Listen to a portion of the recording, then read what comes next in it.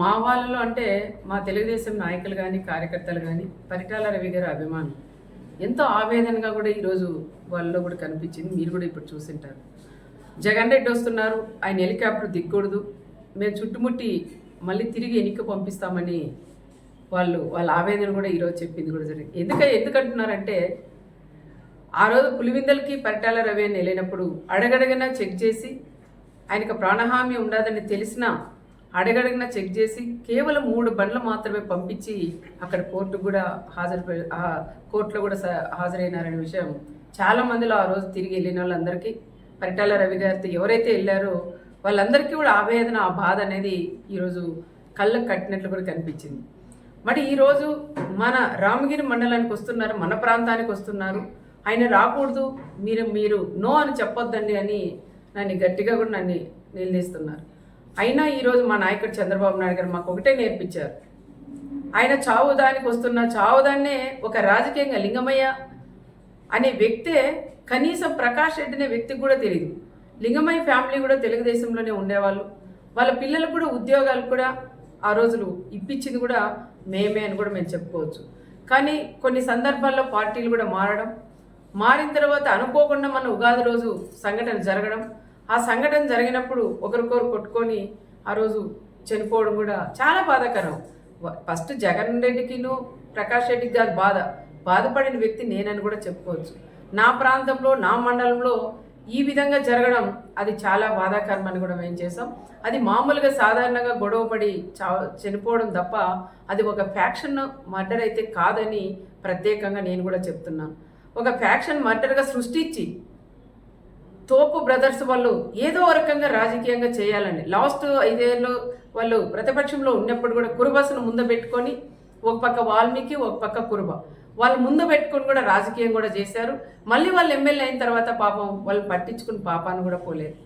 మళ్ళీ ఈరోజు వాళ్ళు ప్రతిపక్షంలో ఉన్నారు కాబట్టి వాళ్ళకి దొరక 9 నెలల తర్వాత ఆయన లింగమయ్య చనిపోయాడు కాబట్టి ఆ లింగమయ్యని ఒక రాజకీయంగా వాడుకొని ప్రకాష్ రెడ్డికి కూడా ఆయన జగన్ రెడ్డికి కూడా పరిటాల కుటుంబం వాళ్ళు ఈ విధంగా చంపారు, ఒక ఫ్యాక్షన్ మర్డర్ అని చెప్పి ఈరోజు ఆయన్ని ఇక్కడ తీసుకొని రావడం అది ఎంతవరకు సహజమని కూడా కనుక్కోవాలి. ఒకసారి జిల్లాలో ఉండే మాజీ ఎమ్మెల్యేలు అందరూ ఉన్నారు, మాజీ మంత్రులు ఉన్నారు, మా కుటుంబం గురించి కూడా అందరికీ కూడా తెలుసు. కానీ ఈరోజు ఆయన్ని వీళ్ళు వచ్చేదానికి ధైర్యం లేక, ప్రకాష్ రెడ్డి వాళ్ళు వచ్చేదానికి కూడా ధైర్యం లేక ఈరోజు ఆయన్ని పిలిపియడం అది ఎంతవరకు ఒక్కసారి కనుక్కోవాలా. ఆయన జగన్ రెడ్డి కూడా తెలుసుకోవాలా, అది ఫ్యాక్షన్ మర్డరా, మామూలుగా జరిగిన మర్డరా, ఇది ప్రకాష్ రెడ్డి ఏమైనా రాజకీయంగా వాడుకుంటున్నారనే విషయాలు వాళ్ళు కూడా తెలుసుకునే బాధ్యత ఒక మాజీ సీఎం గారికి కూడా ఉంటుంది. కానీ ఆ రకంగా కాకుండా వీళ్ళలో విభేదాలు పెట్టుకొని ఓ పక్క మాజీ ఎంపీను, ఓ పక్క మాజీ ఎమ్మెల్యే వీళ్ళిద్దరి మధ్యలో గొడవలు పెట్టుకొని నేను తీసుకురాలా, నువ్వు తీసుకురాలని ఎక్కువ పట్టింపుతో ఈరోజు ఆయన కూడా తీసుకొస్తావు. ఓకే తీసుకురండి, నేను వద్దని చెప్పను. తీసుకొచ్చిన తర్వాత పాపరేట్పల్లికి వచ్చిన తర్వాత కనీసం ఆ కుటుంబాన్ని పరామర్శించి రెచ్చగొట్టి మాట్లాడుకోకుండా ఆ కుటుంబానికి కూడా న్యాయం చేసి వెళ్ళమని నేను మాజీ సీఎం గారికి కూడా చెప్తున్నాం.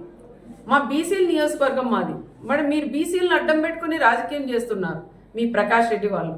మరి రాప్తాన్ నియోజకవర్గం ఎల్లుండొచ్చి రేపు వచ్చినప్పుడు నువ్వు కూడా ఒక బీసీకి ఇన్ఛార్జ్ ఇచ్చి కూడా పోవాలని ప్రత్యేకంగా నేను జగన్ రెడ్డిని కూడా నేను కోరుకుంటున్నా. నాకన్నా ఎక్కువ ఈ ప్రాంతంలో ఉండే ప్రజలందరూ కూడా అదే కోరుకుంటున్నారు. మా మంత్రి గారు కూడా మాట్లాడినారు, నీకు అంతగా బీసీల మీద నీకు ప్రేమే ఉంటే మరి నువ్వు వస్తావు ఈ నియోజకవర్గానికి వచ్చినప్పుడు, ఈ ప్రాంతానికి వచ్చినప్పుడు నీకు దమ్ము ధైర్యం ఉంటే రేపు ఒక బీసీని అభ్యర్థిగా నువ్వు ప్రకటించగలవా అని నేను కూడా జగన్ కూడా నేను అడుగుతున్నాం.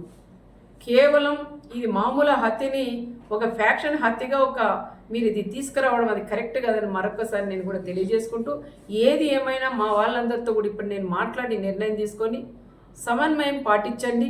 వీళ్ళు గొడవలు పెట్టి కక్షలు పెట్టి ఏదో విధంగా మనల్ని గొడవల్లోకి లాగుతున్నారు. దయచేసి వాళ్ళ ఉచ్చులో పడొద్దండి, దయచేసి అలాంటి వాళ్ళని నమ్మొద్దండి. దమ్ముంటే మీరు మా జగన్ని ఆపగలరా అంటారు. దమ్ముంది, ఎవరు మీరు అవసరం లేదు, నాకు దమ్ముంది. ఎంతమంది డిపార్ట్మెంట్ వాళ్ళు ఉన్నా నాకు దమ్ముంది, నేను నిలబెట్టగలను, నేను అనుకుంటే. కానీ మాది అలాంటి సంస్కృతి కాదు. మేము రమ్మనే ఆహ్వానిస్తున్నాం. వచ్చి ఆ కుటుంబాన్ని పరామర్శించి రెచ్చగొట్టి మాట్లాడుకోకుండా ఆ కుటుంబానికి కూడా సహాయం చేసుకోమని మేము కూడా చెప్తున్నాం. ఇంటెలిజెన్స్ డిపార్ట్మెంట్స్ వాళ్ళు కూడా సార్లను కూడా అడుగుతున్నాం. రెచ్చగొట్టి ప్రకాష్ రెడ్డి అనే వాళ్ళు ఈరోజు ఈ టైంలో కూడా ఆయన మళ్ళీ పెడుతున్నారు. మీకు ఆపే ధైర్యం ఉందా అని. ఇక్కడ తెలుగుదేశం బ్లడ్ ఉంది, ఇక్కడ పరిటాల బ్లడ్ ఉంది, మా చంద్రబాబు నాయుడు గారి బ్లడ్ ఉంది.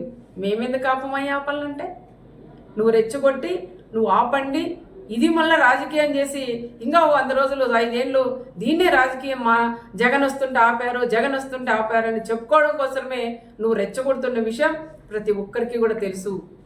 దయచేసి ఎవరైనా సరే వాళ్ళు ఎన్ని రెచ్చగొట్టినా దానిలోకి ఎవరు కూడా మీరు పోకోకుండా రేపు సమన్వయం పాటించి ఆయన వస్తాడు పోతాడు. దయచేసి ఎవరు కూడా అల్లర్లేక కానీ ఎవరింట్లో వాళ్ళు ఉండమని వాళ్ళని కోరడానికే మా కార్యకర్తలు మా లీడర్లందరినీ కూడా నేను ఇక్కడ పిలిపించాను.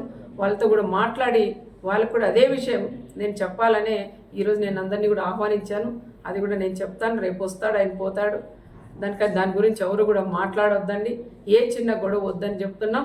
మా వాళ్ళ రిక్వెస్ట్ ఏమంటే తప్పకుండా వాళ్ళు 4-5 బళ్ళలే రావాలా, కాన్వాయ్లతో కూడా రాకూడదు. అదేవిధంగా ఎవరైతే మన పార్టీ లీడర్లు వాళ్ళ కార్యకర్తలు ఇల్లు ఉంటాయో అక్కడ వాళ్ళ కేకలు కానీ